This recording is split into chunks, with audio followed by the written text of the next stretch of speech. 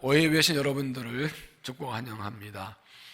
코로나 시대에 어쨌든 오예배를 놓지 않고 또 목장 모임 놓지 않으려고 계속 오예배 때 목장 모임으로 모여왔습니다.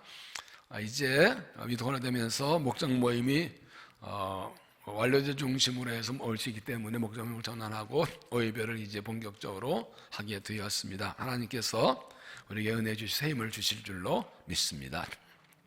옛날 임금이 외아들인 왕자를 위해 가장 지혜로운 며느리를 고르려고 이런 방법을 썼습니다.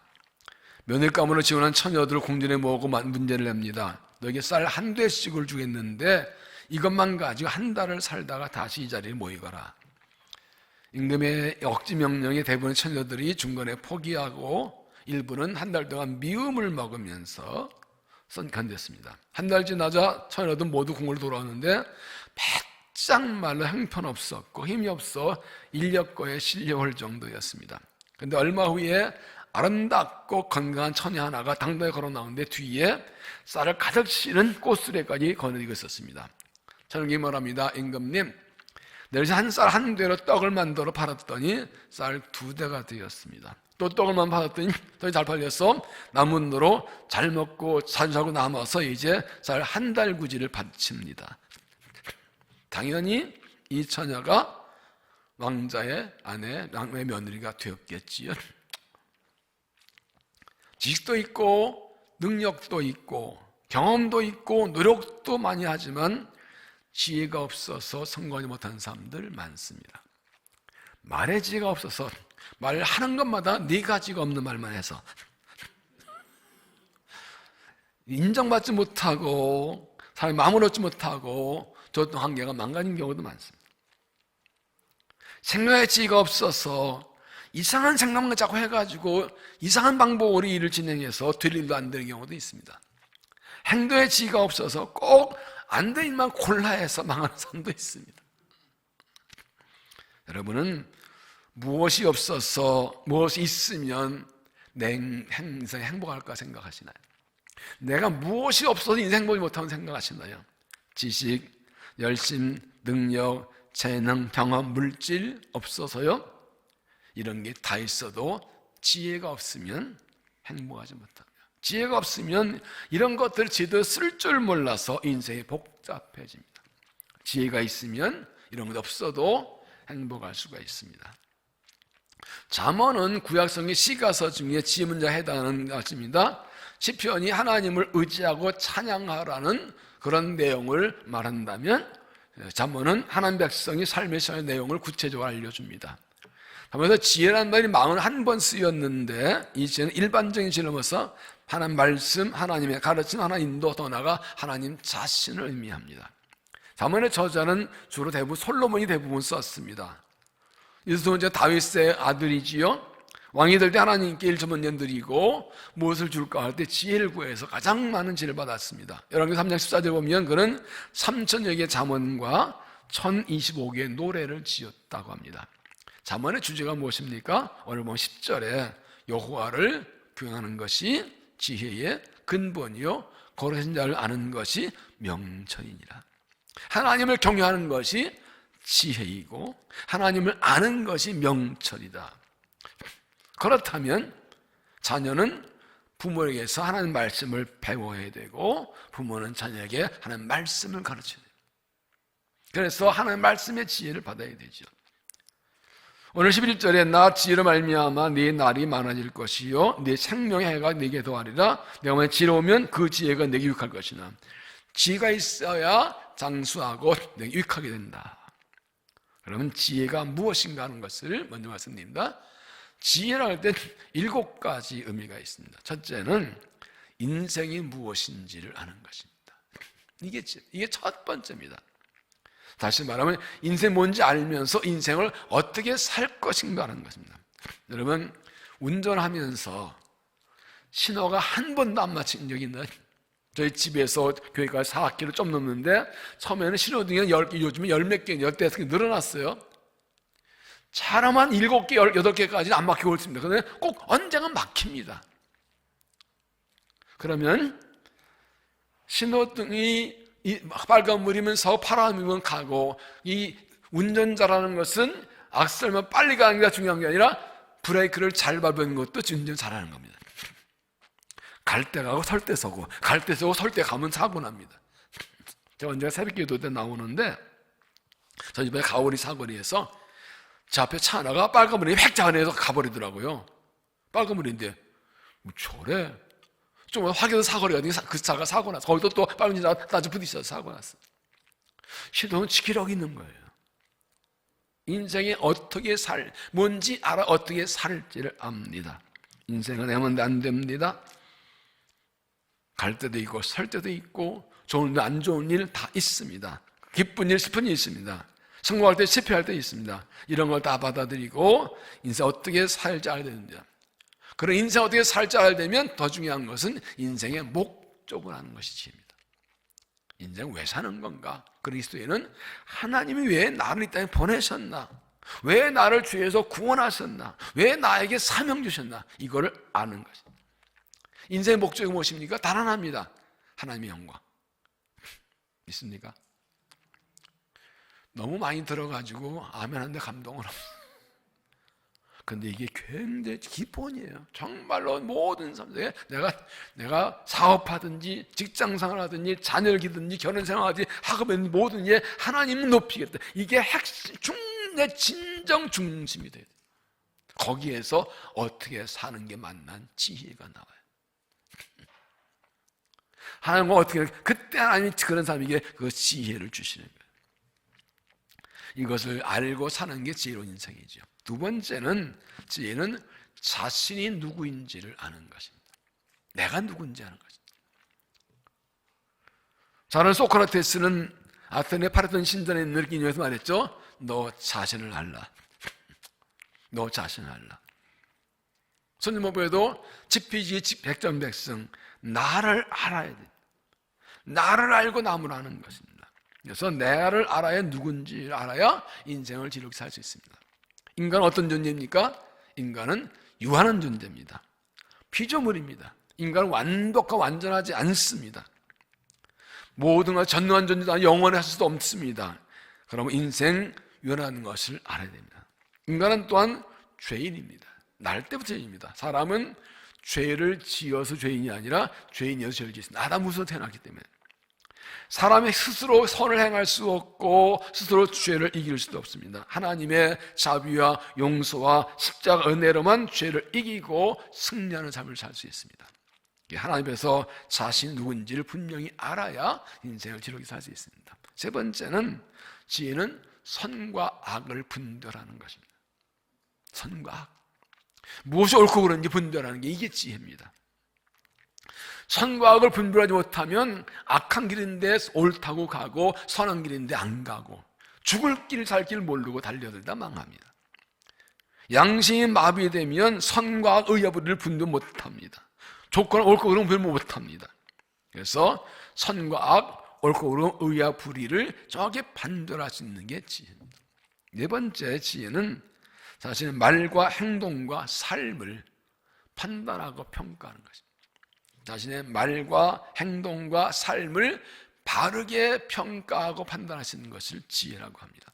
사람은 자기가 누군지 알 뿐 아니라 내 말과 행동을, 그 삶을 올바르게 판단하는, 내 말이 옳은가, 내가 바르게 말하고 사나, 내 행동이 올바른가, 내 삶이 올바른가, 이거를 정확히 늘 분별하시는 것이 지혜입니다.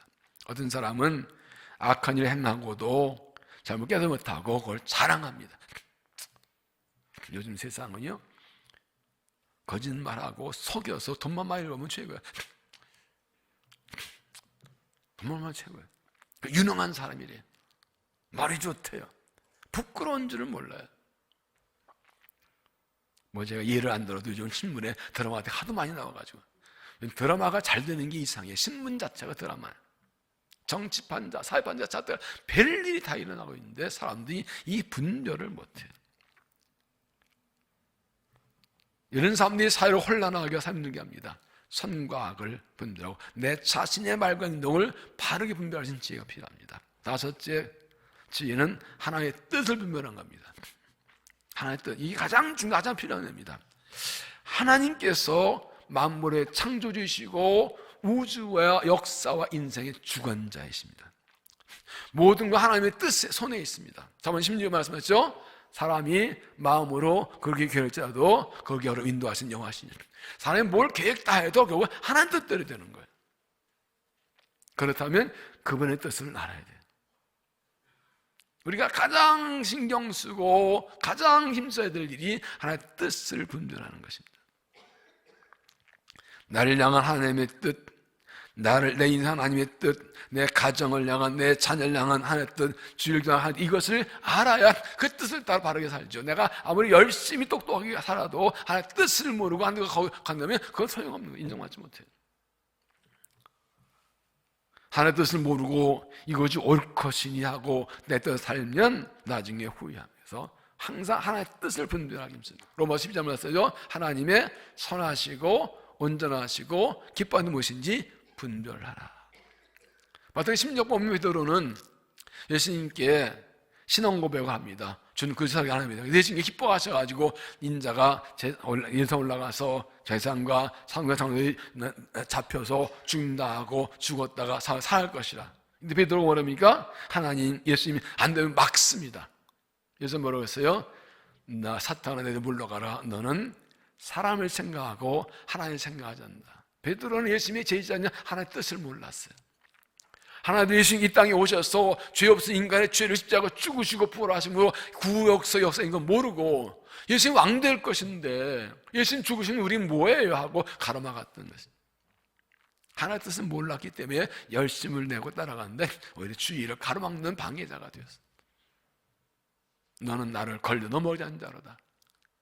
그러나 예수님께서는 계시록에서 아버지여, 말씀하시면 이 잔이 내게서 지나가게 없어. 그러나 나의 원대로 마옵시고 아버지 원대로 하옵소서. 중요한 것은 내 뜻이 아니라 하나님의 뜻이, 내 열심이 하나님의 뜻이.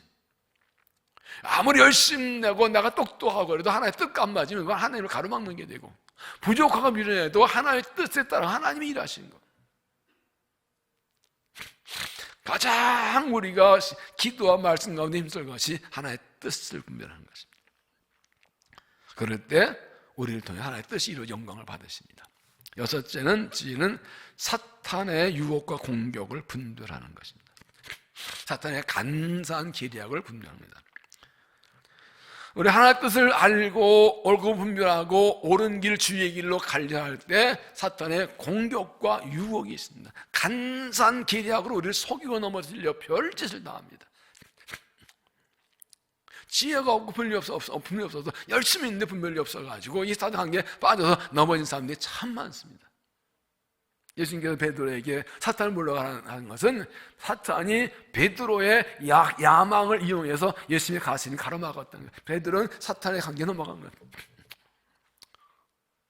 가룟 유다도 요한 10장 2절 보면 마귀가 유다의 마음에 예수를 팔 생각을 이미 넣어주었더라 그랬어요. 근데 그걸 분명 못하고 가지고 있다가 그 사탄의 관계에 따라 가룟 유다는 예수를 팔아먹는 사람이 되는 거예요. 그 분별한 지혜가, 이거 사탄이 생각, 내 들어온 생각이 다 옳은 생각이거든. 사탄이 준 생각이 있거든요. 그 분별을 못한 거예요. 사탄의 유혹은 대체로 달콤하고 그럴듯해서 사람들이 쉽게 넘어갑니다. 간교하고 때는 기술적으로 나오기 때문에 이것을 분별하지 못하면 그냥 넘어갑니다. 그래서 이 하나의 뜻을 분별하는 사람하고 이건 거의 같이 와요. 하나의 뜻을 분별할 줄 알면 하나의 뜻이 보니까 사탄의 관계가 딱 보입니다. 이거 하나의 뜻 아니다 보입니다. 이게 하나의 뜻 분별과 사탄의 계략을 분별하는 것은 거의 같이 옵니다. 하나의 뜻을 다 분별했자면 사탄에게 그냥 알아져요. 마지막 7번째로 이 모든 경우에 어떻게 행동할지를 아는 것. 이 모든 게 어떻게 행동하고 말할지를 아는 것입니다. 선과 악, 의협을 분별하고 하나님을 분별하고 사탄의 의혹과 분별했을 때 어떻게 해야 선을 행하고 어떻게 해야 하나님의 뜻을 행하고 어떻게 해야 마귀의 관계를 이길 수 있는지를 아는 것. 요것까지가 지혜의 완성입니다. 하나님의 뜻을 깨닫기만 하고 어떻게 할지를 모르면 불완전한 지혜입니다. 막 유혹과 한계를 분별했는데 그것을 이길 방법을 모른다면 그건 반쪽짜리 지혜죠. 그래서 야고보서 3장 13절에 보면 너희 중에 지혜와 총명이 있는 자가 누구냐? 그는 선행을 말미암아 지혜 온유함으로 그 행함을 보일지니라. 세 번역은 여러분 가운데서 지혜 있고 이력 있는 사람이 누구입니까? 그러한 사람은 착한 행동을 하여 행실을 나타내 보십시오. 그 일은 지혜에서 온유 행하는 것이어야 할 것입니다. 지혜는 행동으로 나온다 그랬어요. 제지공장에서 종이를 접는 대형 기계가 고장이 났습니다. 그래서 기술자 불렀는데 기술자가 수리하는 시간이 딱 5분 딱 고쳤어요. 근데 수리비 청구가 5,000불, 요즘 500만 원. 사장이 아니 5분이라고 5,000불 달래? 그랬더니 이렇게 대답합니다. 수리하는 데 드는 비용은 100달러인데 고장난 데를 아는 비용이 4,900만 달러라고. 알아야 고치죠? 알아야 고치죠? 고치시려고 했는데 어디 고장을 모르면 못 고치죠? 아는 게, 그게 지혜라는 거지. 지혜는 모든 걸 정확하게 아는 겁니다. 기계가 어디 고장났는데 어떻게 고치? 그거 아는 게 지혜고, 고치는 거 쉬워요. 아는 게 힘들죠. 자동차 정비도 마찬가지입니다. 초짜 정비공은요, 얘기하면 다 뜯어봐야 돼요. 근데 오래된 사람은 소리만 듣고도 알아요. 시동 걸어봐야 그냥 알아요. 경험이 많아가지고. 감기걸려 병원 갔는데 초짜 의사는요, 감기를 따르면 콧물 나요? 머리 벌고 그리고 이마를 의학사전 넣고 막 찾아. 1시간을 찾아. 근데 윤호한 의사는 그래요. 그리고 그냥 바로 그냥 처방 써줘. 알아야 진단이 정확해, 처방이 정확하죠. 오지는 뭐예요? 진단 잘못한 거예요. 그래서 인생에 대해, 자신에 대해, 하나님에 대해서 정확히 아는 것, 이게 지혜입니다. 지혜는 선한 지혜와 악한 지혜가 있습니다. 지혜가 다 좋은 게 아니라 선한 지혜, 악한 지혜가 있습니다. 야고보서 3장 13절에 보면 세상적 지혜와 위로부터 난 지혜를 비교하고 있습니다. 그러나 너희 마음속에 속한 시기와 다툼이 있으면 자랑하지 말라. 진리를 거서 거짓하지 말라. 이런 제 이로부터 내려온 것이 아니요 땅 위의 것이요 정욕의 것입니다. 귀신의 것이니 시기와 다툼이 있는 곳에는 혼란과 모든 악한 일이 있습니다. 세상적인 지혜가 있는 것, 정욕적이고 그 땅의 것이고 귀신의 것인 지혜는 거기 뭐가 있다? 시기와 다툼과 혼란과 악한 일이 있대. 그러니까 그 사람이 하는 말과 행동의 결과가 뭔지 보면 알아요.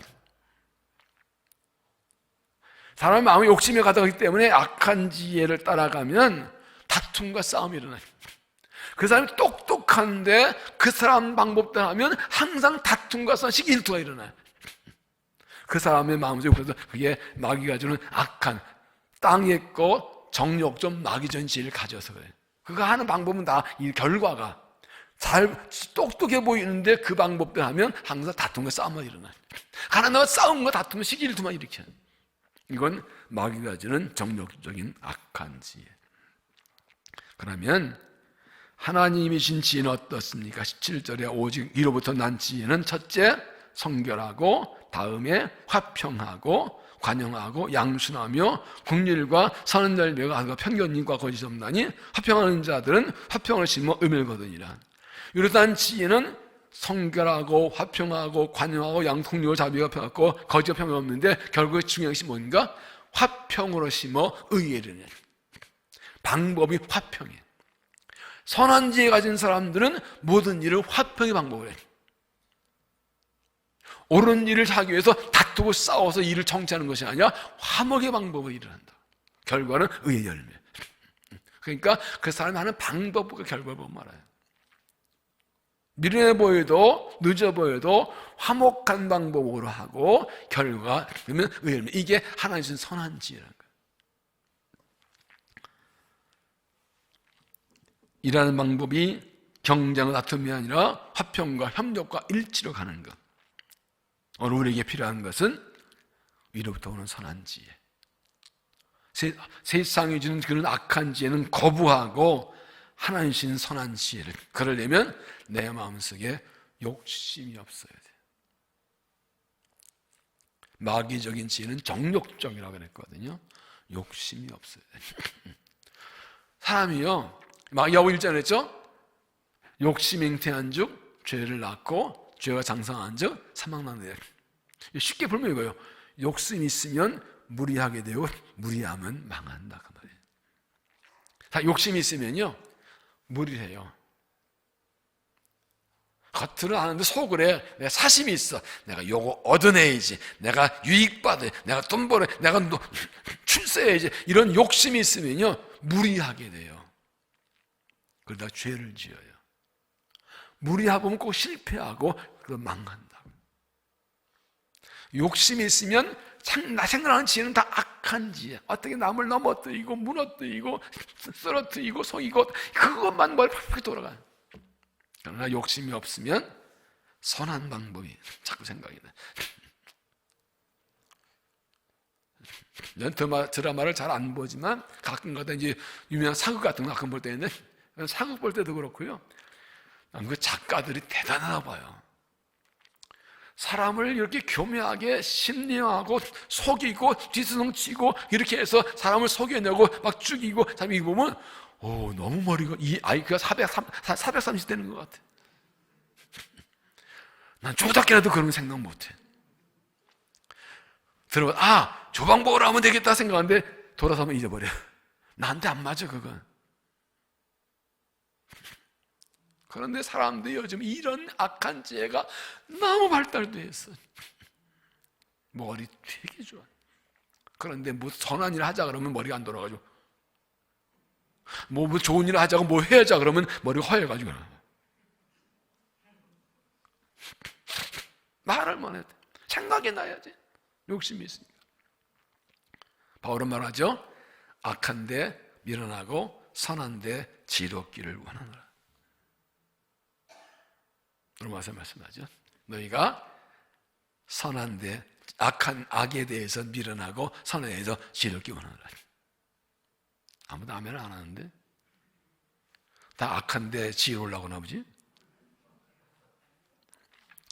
깨끗한 마음을 가져서 하나 선한 지혜를 가지고 살아가는 믿음이 되시길 바랍니다. 그럼 어떻게 지혜를 얻을까? 오늘 10절에 여호와를 경외하는 것이 이의 근본이요 거룩하신 자는 것이 영철이냐. 잠언에서 나오는 지혜는 두 가지인데 하나는 하나님 말씀이고 또한 하나님 자신입니다.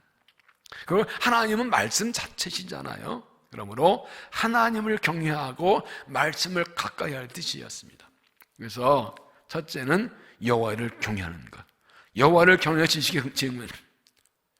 우리 박상진 교수님 우리 교회 모셨죠? 그분이 이 자녀교회에 대해서 하는 말씀 이거 근거해서 여경지근 그래요. 여호와를 경외하는 것이 지금 하나님 잘 믿으면 공부도 잘한다 이렇게 돼요.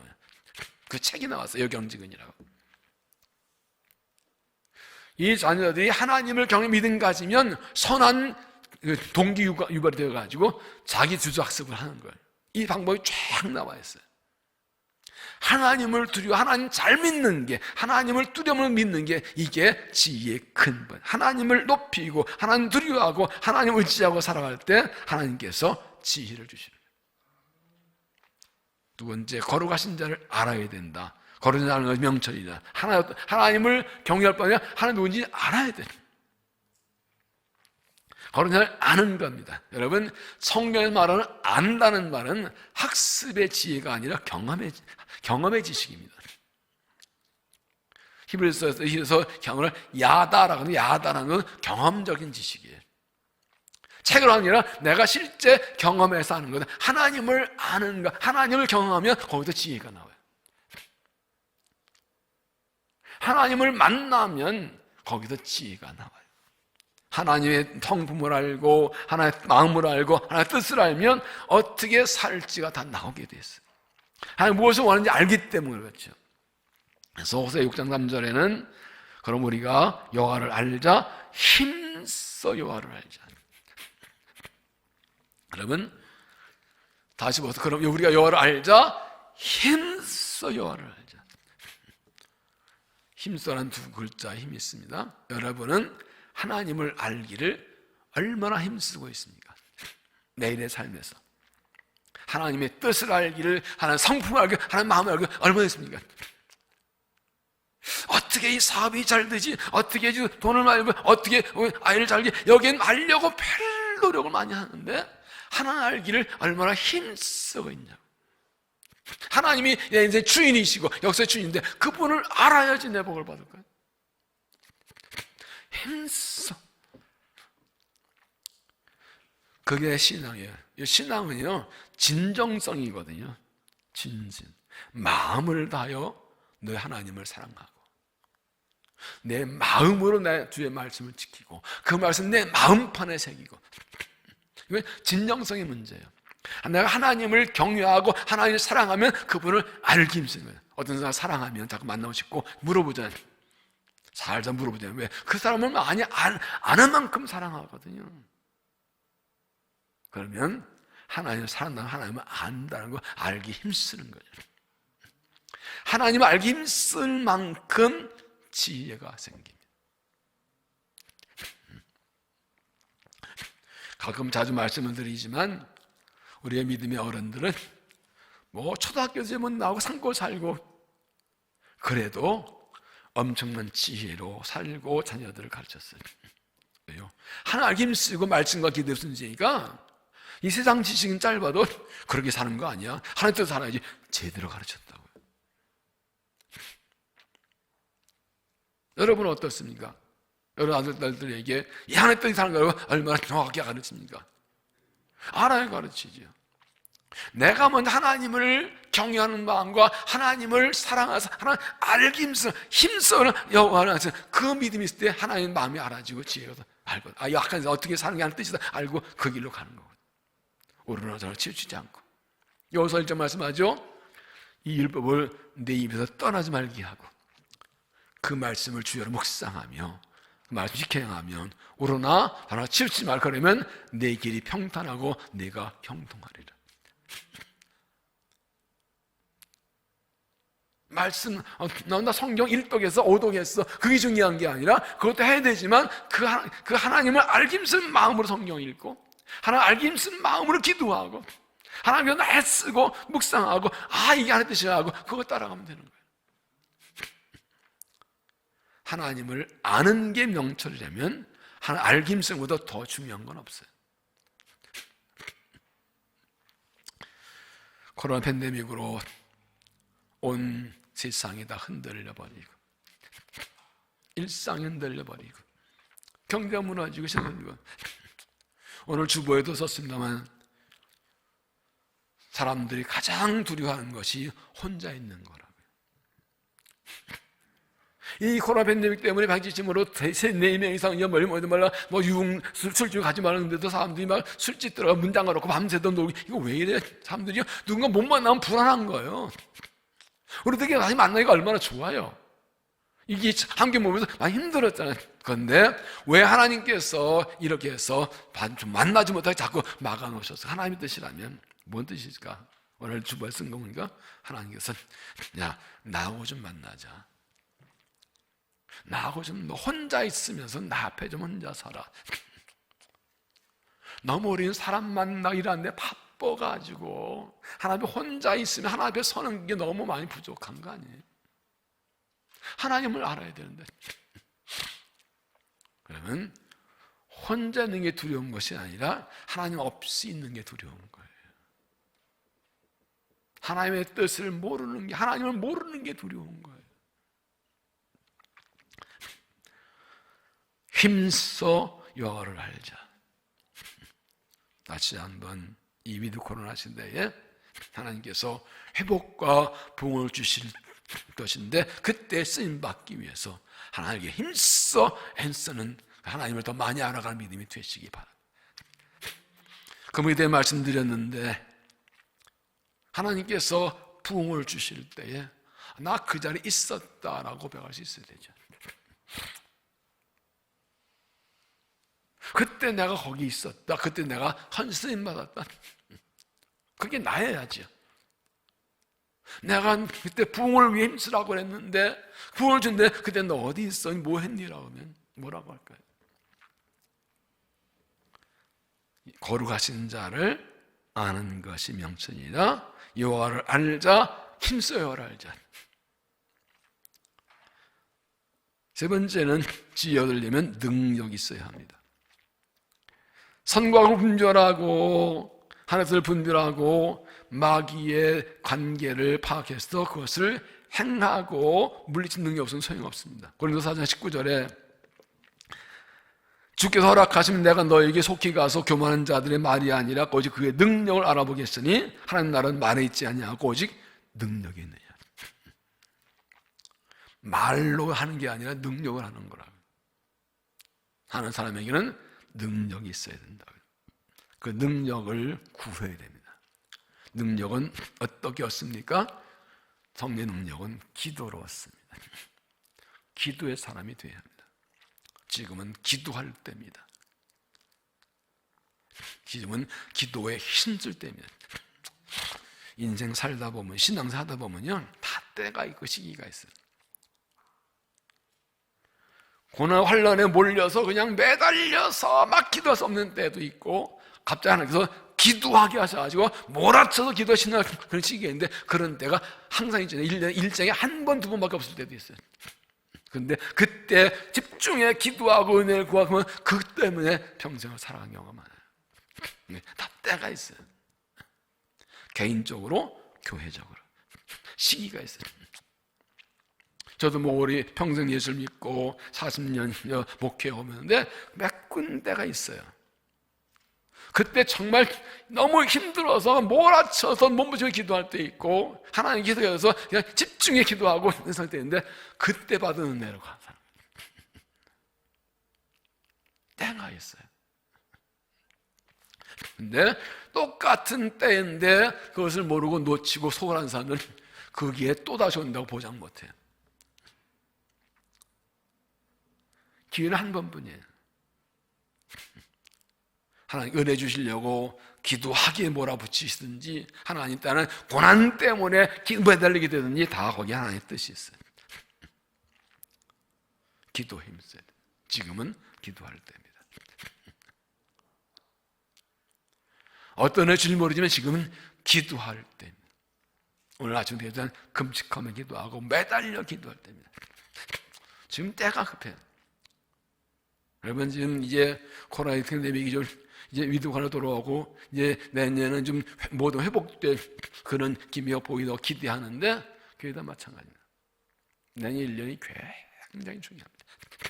우리 신성교회 50년 역사에 내 인생의 평생에 내년 1년이 굉장히 중요한 해가 될지도 몰라요. 단순히 코로나를 벗어나 회복된 게 이게 엄청난 이 개인의 삶의 사회, 국가의 교회의 역사에 엄청난 변화를 가져올 거예요.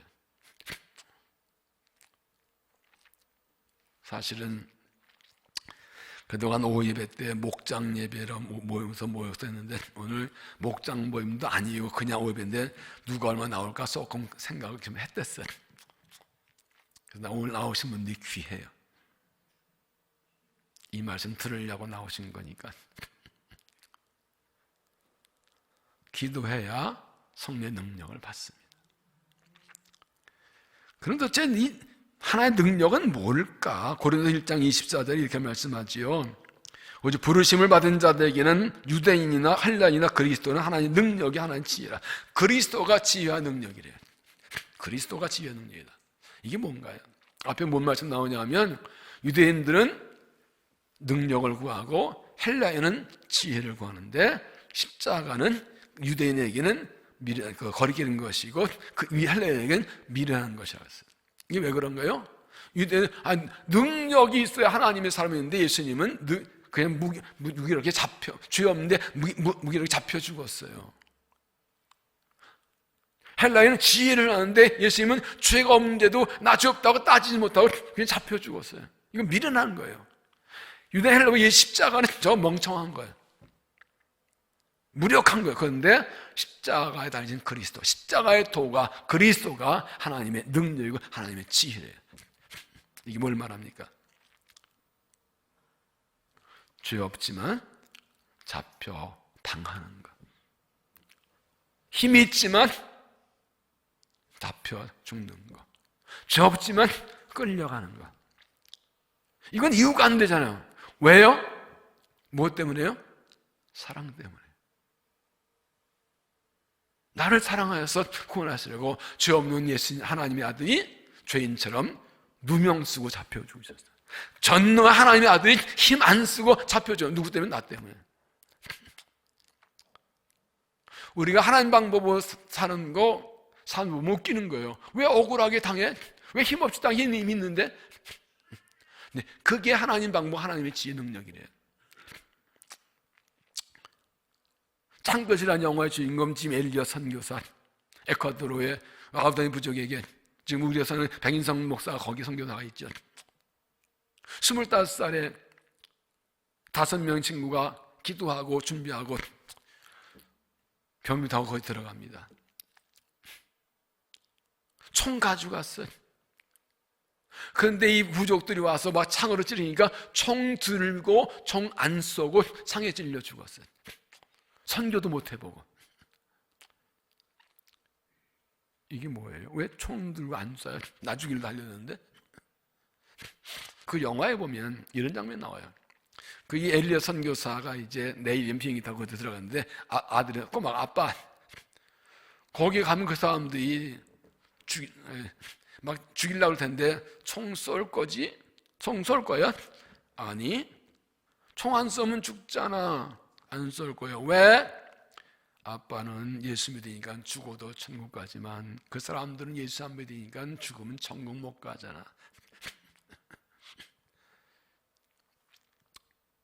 5명의 청년 선교사 총 든 채로 찔려 죽었어요. 이게 십자가예요. 1년 후에 그의 부인이 그 마을 들어가서 선교하고 그 아들이 들어가 선교하고 나중에 그 예수를 죽인 사람이 예수 믿고 장로가 되고 지금 그 마을은 전부가 다 복음화 되었어요.